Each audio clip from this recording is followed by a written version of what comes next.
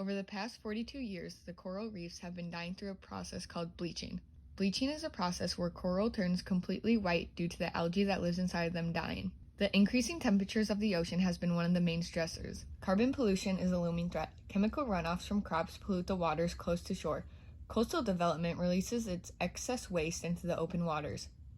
With the increase of population growth, things like carbon, crops, and development are at a high.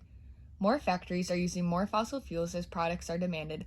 Land gets turned into crops for an increased food source, and with more people visiting coastal areas, developers are looking for more attractions. But who's at stake here? Both marine ecosystems and humans are at risk once they die completely out. Without the coral reefs, thousands of marine life will be lacking simple survival needs like inhabitants and feeding.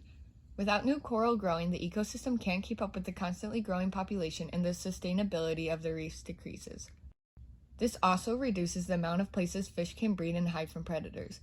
For coastal residents, the coral reefs provide a structural barrier, meaning they protect the residents against waves, storms, and floods. They help prevent property damage and loss of life.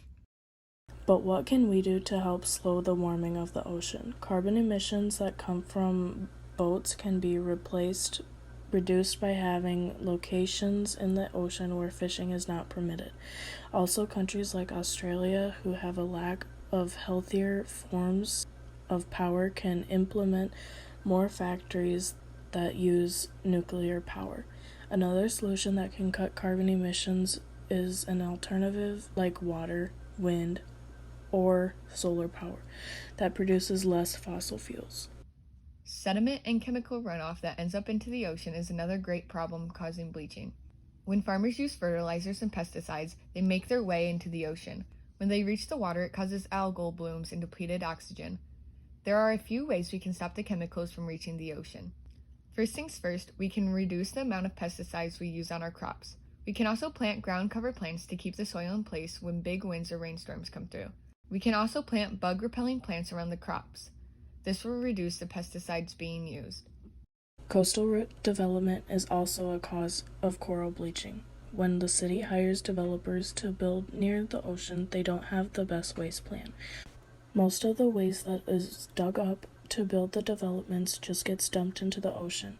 Then when the development is completed, garbage from the people visiting end up in the water. We need to figure out a better waste plan for both construction and the finished expansion.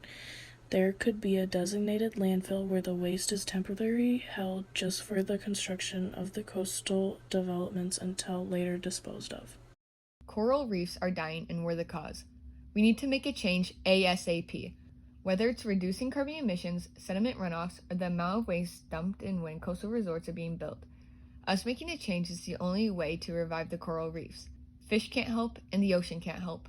We are the only ones with the power of change. If we make the changes now, coral reefs can come back. Not in our lifetime, because it takes thousands of years for coral reefs to fully come back, but for the following generations to enjoy these beautiful coral reefs.